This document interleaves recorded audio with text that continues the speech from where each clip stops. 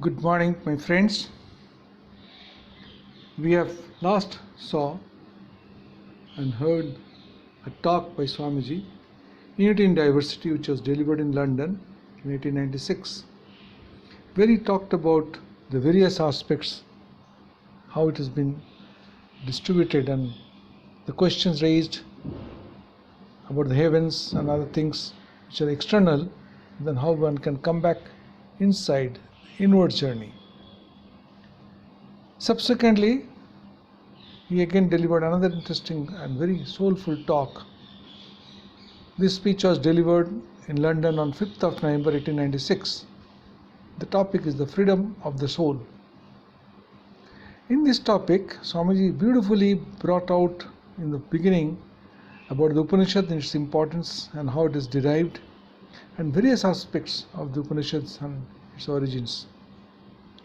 Then it spoke about the concept of soul from that, and then how it has been to be freedom, make free. Swami is saying that Kathopanishad was written much later compared to Chandogya, because the language is more modern and thoughts are more organized.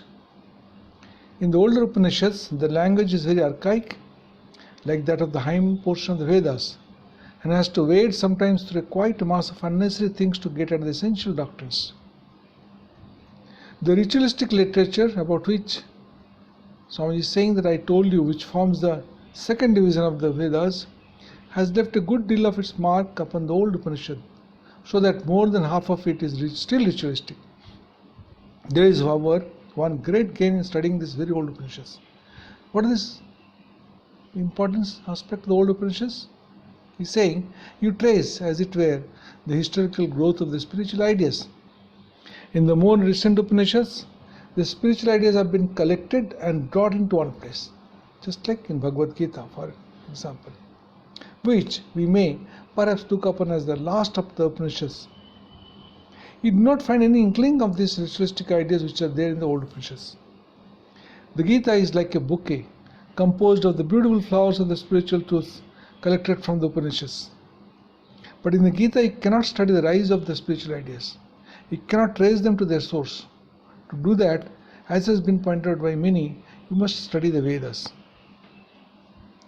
The great idea of holiness that has been attached to these books has preserved them more than any other book in the world for mutilation. In them, thoughts at the highest and at the lowest have all been preserved. The essential and the non-essential, the most ennobling teachings and the simplest matters of detail stand side by side, for nobody has dared to touch them. Commentators have come over the years and tried to smooth them out and to bring out wonderful new ideas from the old things. They tried to find the spiritual ideas even in the most ordinary statements. But the text remained, and as such, they are the most wonderful historical study.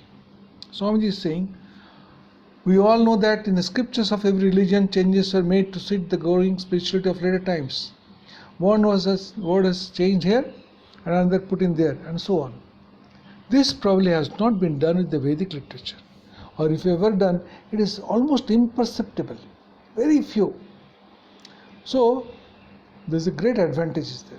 We are able to study thoughts in their original significance, to note how they have been developed from the materialistic ideas. Finer spiritual ideas are evolved until they attain their greatest delight and height in the Vedanta. Descriptions of some of the old manners and customs are also there, but they do not appear much in the Upanishads. The language used is peculiar, terse and mnemonic. Swami is saying the writers of this book simply jotted down these lines as helps to remember certain facts which they supposed were already well known. In a narrative, perhaps, which they are telling, they take it for granted that it is well known to everyone they are addressing. Thus a great difficulty arises. We scarcely know the real meaning of any one of these stories, because the traditions have nearly dried out, and the little that is left of them has been very much exaggerated. Many new interpretations have been put upon them, so that when you find them in the Puranas, they have already become lyrical poems. Just as in the West, we find this prominent fact in the political development of Western races, that they cannot bear absolute rule, that they are always trying to prevent any one man from ruling over them, and are gradually advancing to higher and higher democratic ideas, higher and higher ideas of physical liberty. So, in Indian metaphysics, exactly the same idea, phenomena appears in the development of spiritual life. The multiplicity of gods gave place to one God of the universe, and in Upanishad there is a rebellion even against that one God. Not only was the idea of many governors of the universe ruling their destinies unbearable, but it is also intolerable that there should be one position ruling this universe. This is the first thing, the climax coming out at the last, and that is the dethroning of this God of the universe. The personality of God vanishes, the impersonality comes. The God is no more a person, no more a human being, however magnified and exaggerated, who rules this universe, but he has become an embodied principle in every being, immanent in the whole universe. It would be illogical to go from the personal God to the impersonal, and at the same time to leave a man as a person. So the personal man is broken down and the man's principle is built up. The person is only a phenomena, the principle is behind it. Thus, from both sides simultaneously, we find the breaking down of personalities and the approach towards principles. The personal God approaching the impersonal, the personal man approaching the impersonal man. Then come the succeeding stages of the gradual convergence of these two advancing lines of the impersonal God and impersonal man. And the Upanishads embody the stages through which these two lines at last become one. And the last word of each Upanishad is, "Thou art that." There is but one eternal blissful principle, and that one is manifesting itself as all this variety. Swami is saying, after giving this nice brief introduction and the culmination of that, he's saying a very interesting point. He's mentioning, as he says, then came the philosophers. The work of the Upanishads seems to have ended at that point. The next was taken up by the philosophers. The framework was given by the Upanishads, and they had to fill in these details. So many questions would naturally arise, taking for granted that there is one but impersonal principle which is manifesting itself in all these manifold forms. How is it that one becomes many? It is another way of putting the same old question, which is in its crude form comes into the human heart as the inquiry into the cause of evil and so forth. Why does evil exist in the world? And what is its cause? But the same question has now become refined, abstracted. No more is it asked from the platform of the senses why we are unhappy, but from the platform of philosophy. How is it that this one principle becomes manifold? And the answer, as you have seen, the best answer that India has produced in this theory called theory of Maya, which says that it really has not become manifold, that it really has not lost any of its real nature. Manifoldness is only apparent. Man is only apparent a person, but in reality is impersonal being. God is a person only apparently, but really is impersonal being. Interestingly, even in this answer, there have been succeeding stages, and philosophers have varied in their opinions. It was all human beings. All Indian philosophers did not admit this theory of Maya. Possibly most of them did not. There are dualists with a crude sort of dualism who would not allow the question to be asked, but stifled in its very birth. They said, I quote, "You have no right to ask such a question. You have no right to ask for an explanation. It is simply the will of God, and we have to submit it to quietly. There is no liberty for human soul. Everything is predestined. What we shall do, have and enjoy and suffer and other things, and when suffering comes, it is our duty to endure it patiently. If we do not, we shall be punished all the more. How do we know that? Because the Vedas says so," unquote.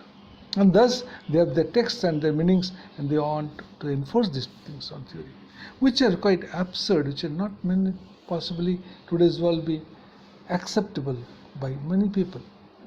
Then Swamiji is saying, there are others who, though not admitting the Maya theory, stand midway.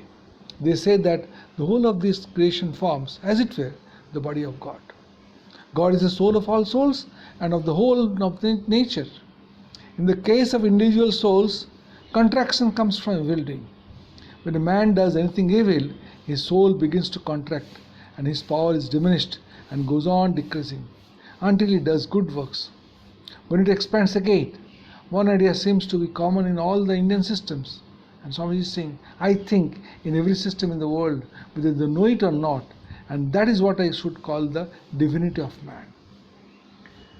There is no one system in the world, no real religion, which does not hold the idea that the human soul, whatever it be, or whatever its relation to God, is essentially pure and perfect, whether expressed in the language of mythology, allegory, or philosophy.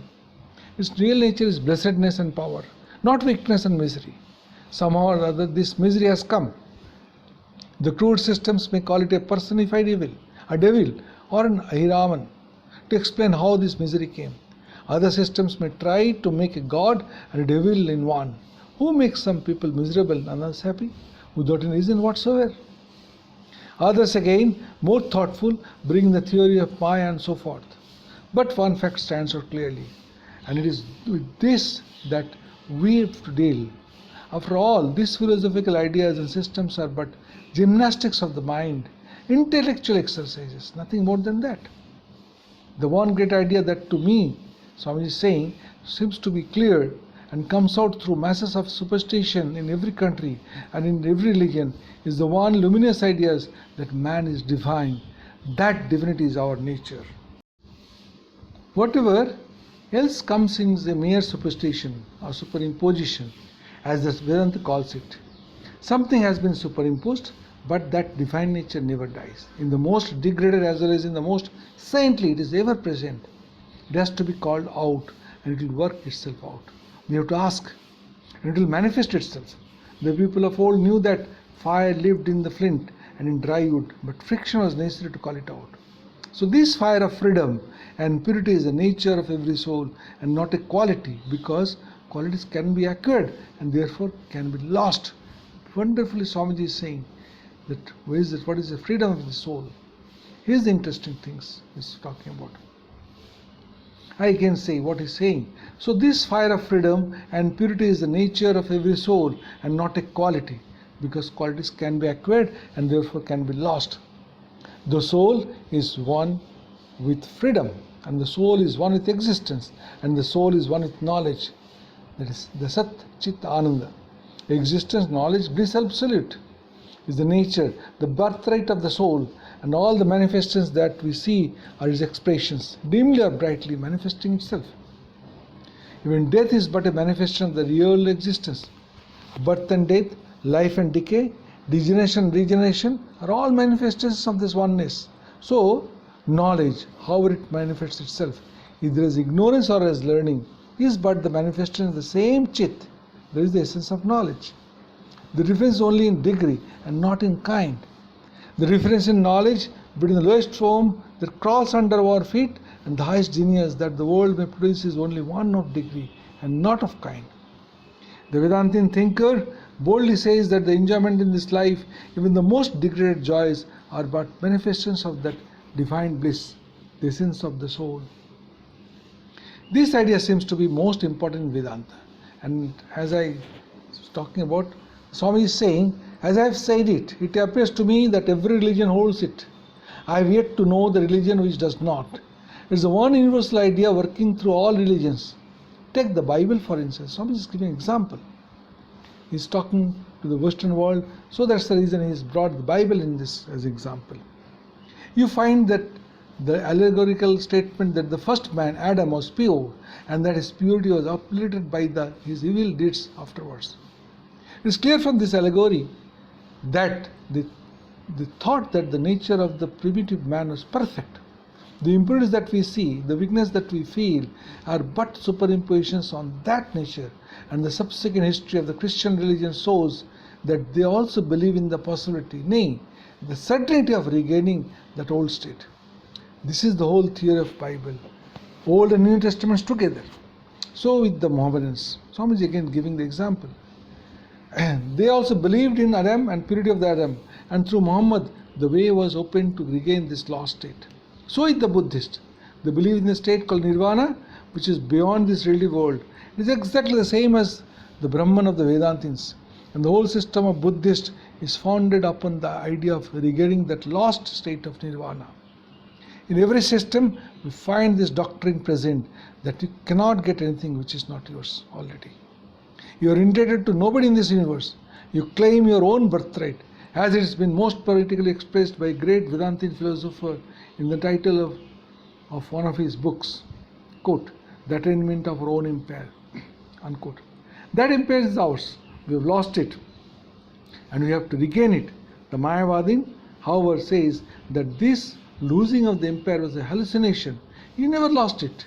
This is the only difference. Although all the systems agree so far that we had the empire and that we have lost it, they give us varied advice as to how to regain it. One says that you must perform certain ceremonies, pay certain sums of money to certain idols, eat certain sorts of food, live in a peculiar fashion to regain that empire. Another says that if you weep and prostrate yourself and ask pardon of some being beyond nature, you will regain this empire. Again, another says, if you love such a being with all your heart, you will regain that empire. All this varied advice is in the Upanishads. As I go on, Swamiji is saying, you will find it so, but the last and the greatest counsel is that you need to weep it all. You need to go through all these ceremonies and you need to take any notice of how to regain your empire, because you never lost it. Why should you go to seek for what you never lost? You are pure already. You are free already. If you think you are free from, or you are this moment, and if you think you are bound you will be. It is a very bold statement. And as I told you at the beginning of this talk, I shall have to speak to you very boldly. So I'm just saying that very clearly. It may frighten you now, but when you think over it and realize it in your life, then you'll come to know that what I say is true. For supposing that freedom is not in your nature, and by no manner of means can you become free. Supposing you were free and in some way you lost that freedom, that shows that we are not free to begin with. Had you been free, what could have made you lose it? The independent can never be made dependent. If it is really dependent, it is independence was a hallucination. Swamiji is giving very interesting concept here. He is saying of these two idea sides, then which one you should take? If you say that the soul was by its own nature pure and free, it naturally follows that there is nothing in this universe which could make it bound or limited. But if there was anything in nature which could blind and the soul, it naturally follows that it was not free. And your statement that it was free is a delusion. So if it is possible for us to attain to freedom, the conclusion is inevitable that the soul is by its nature is free. It cannot be otherwise. Freedom means independence of anything outside. And that means that nothing outside itself could work upon it as a cause. The soul is causeless. And from this follow all the great ideas that we have. You cannot establish the immortality of the soul unless you grant that it is by its nature free, or in other words, that it cannot be acted upon by anything outside. For death is an infect produced by some outside cause. I drink poison and I die, thus showing that my body can be acted upon by something outside that is called poison. But if it were to be true that the soul is free, it naturally follows that nothing can affect it. It can never die. Freedom, immortality, blessedness, all depend upon the soul being beyond the law of causation, beyond this Maya. Of these two, which will you take? Either make the first a delusion or make a second a delusion. Certainly I will make the second a delusion. It is more consonant with all my feelings and aspirations. I am perfectly aware that I am free by nature, and I will not admit that this bondage is true and my freedom is delusion. This discussion goes on in all these philosophies in some or the other form. In the most modern philosophies, one can find the same discussion arising. There are two parties. One says that there is no soul, that the idea of soul is a delusion produced by the repeated transit of particles or matter, bring about the combination which you call the body or brain, and then that the impression of freedom is the result of these vibrations and motions and continuous transit of these particles. There are Buddhist sects who held this same view and illustrated by this example. Someone is giving example. What is the example? If young take a torch and wheel it around rapidly, there will be a circle of light. That circle does not really exist because the torch is changing place every moment.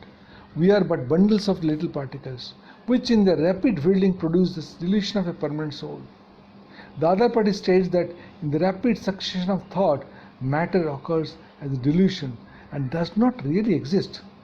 So we see one side claiming that spirit is a delusion and the other that matter is a delusion. Which side will take? Of course, we'll take the spirit and deny matter. The arguments are similar for both, only on the spirit side the argument is little stronger.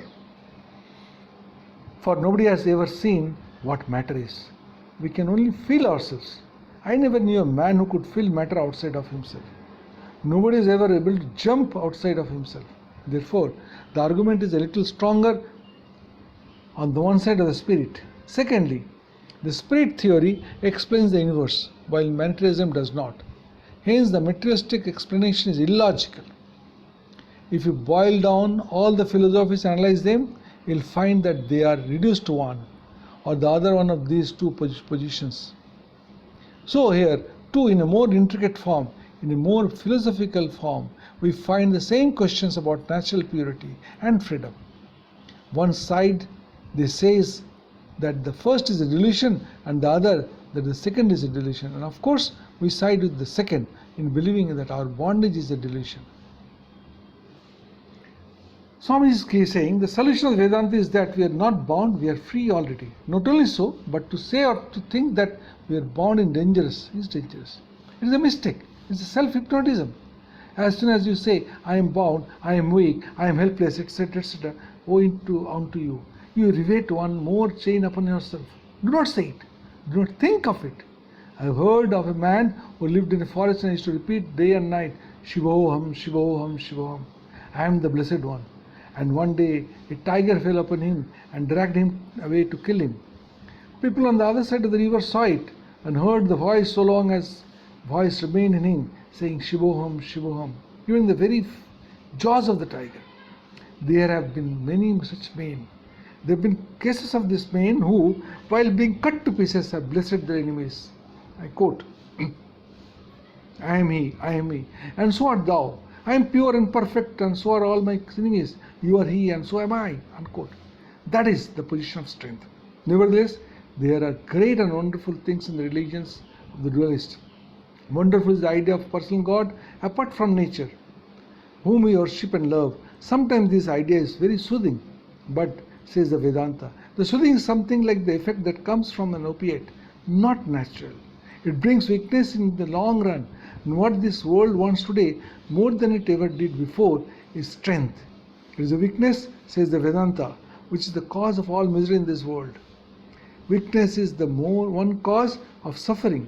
We become miserable because we are weak. We lie, steal, kill and commit other crimes because we are all weak. We suffer because we are weak. We die because we are weak.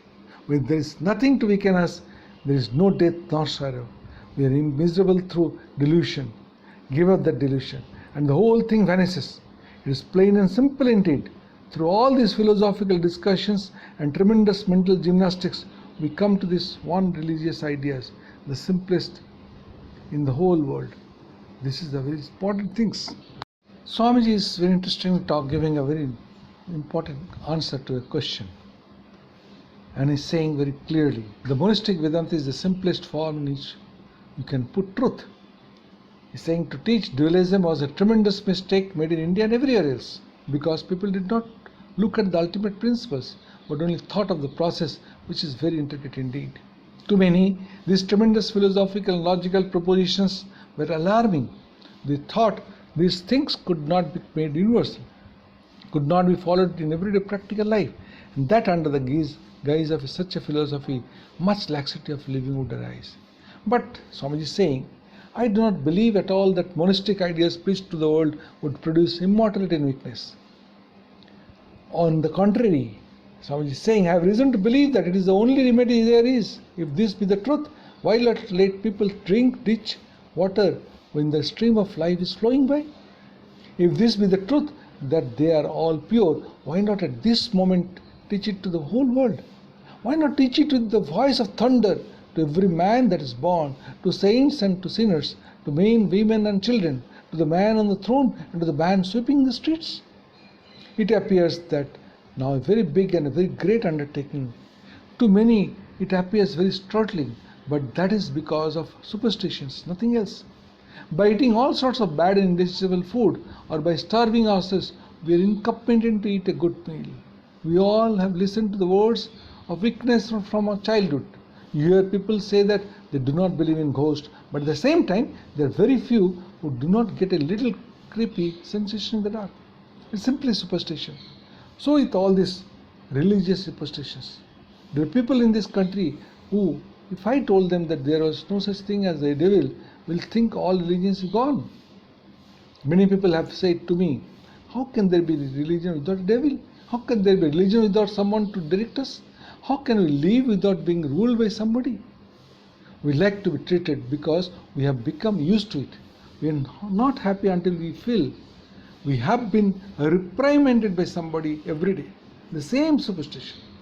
But however terrible it may seem now, the time will come when we shall look back, each one of us, and smile at every one of those superstitions which covered the pure and eternal soul, and repeat with gladness, with truth and with strength, I am free, I am free, and I was free, and I was free, and always will be free, will be free. This monastic idea will come out of the Vedanta. It is the one idea that deserves to live. The scriptures may perish tomorrow. Whether this idea first flashed into the brains of Hebrews or of people living in the archaic regions, nobody cares. For this is the truth, and truth is eternal. And truth itself teaches that it is not the special property of an individual or a nation. Men, animals and gods are all common recipients of this one truth. Let them all receive it. Why make life miserable? Why let people fall into some sorts of superstitions? I will give you 10,000 lives if 20 of them will give up their superstition. Not only in this country, but in the land of its very birth. If you tell people this truth, they are frightened. They say, I quote, this idea is for sannyasis who give up the world and live in forests. For them it is all right. But for us poor householders, we must all have some sort of fear. We must have some ceremonies and so on and so forth. Dualistic ideas have ruled the world enough. And this is the result. Why not make a new experiment? It may take ages for all minds to receive monism. But why not begin now? If you have told it to 20 persons in our lives, we have done a great work. So he is saying, there is one idea which often militates against it. It is this. It is all the very well to say, I quote, I am the pure, I am the blessed, unquote. But I cannot show it always in my life. That is true. The idea is always very hard. Every child is born, sees the sky overhead very far away. But is that a reason why should not look towards the sky? Would it mean matters to go towards superstition? If we cannot get nectar, would it mean matters for us to drink poison? Would it be any of help to us? Because we cannot realize the truth immediately, to go to darkness and yield to weakness and superstition? Swamiji is saying, I have no objection to dualism in many of these forms. I like most of them, but I have objection to every form of teaching which inculcates weakness. This is the one question I put to every man, woman and child when they are in the physical, mental or spiritual training. Are you strong? Do you feel strength? For I know this truth alone, that's important, that gives strength. I know that the truth alone gives life. Nothing but going towards reality will make us strong, and none will reach truth until he is strong. Swami is saying every system, therefore, which weakens the mind makes one superstitions, makes one mope, makes one desire all sorts of wild impossibilities, mysteries and superstitions. I do not like, because its effect is dangerous. Such systems never bring any good. Such things create morbidity in the mind, make it weak, so weak that in course of time it will be almost impossible to receive the truth or live up to it. Strength, therefore, is the one thing needful. Strength is the medicine for the world's disease. Strength is the medicine which the poor must have when tyrannized over by the rich. Strength is the medicine that ignorant must have when oppressed by the learned. and is the medicine that sinners must have when tyrannized over by the other sinners. And nothing gives such strength as the idea of monism. Nothing makes us moral as this idea of monism. Nothing makes us work so well at our best and highest as when the responsibility is thrown upon ourselves. I challenge every one of you, Swamiji is saying. How will you believe if I put a little baby in your hands? Your whole life will be changed for the moment.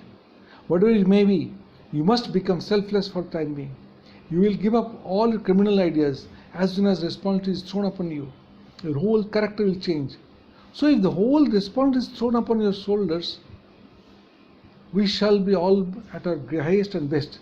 When we have nobody to grope towards, no devil to lay our blame upon, no personal God to carry our burdens, when we are all alone, responsible, then we shall rise to our highest and best. I am responsible for my fate. I am the bringer of good unto myself. I am the bringer of evil.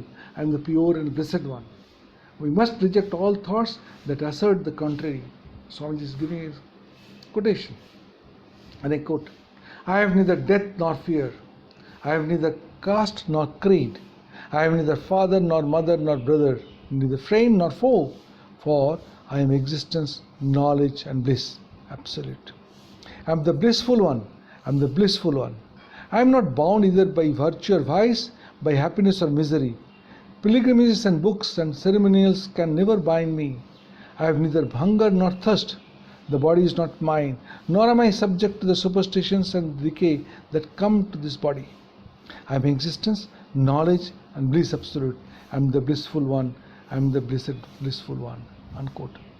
This, Swamiji says the Vedanta, is the only prayer that we should have. This is the only way to reach the goal, to tell ourselves and to tell everybody else that we are divine. And as we go on repeating this, strength comes. He who falters at first will get stronger and stronger, and the voice will increase in volume until the truth takes possession of our hearts and courses through our veins and permeates our bodies. Delusion will vanish as the light becomes more and more effulgent. Load after load of ignorance will vanish, and then will come a time when all else has disappeared and the sun alone shines. Wonderfully, Swamiji is giving this whole concept of the freedom of the soul.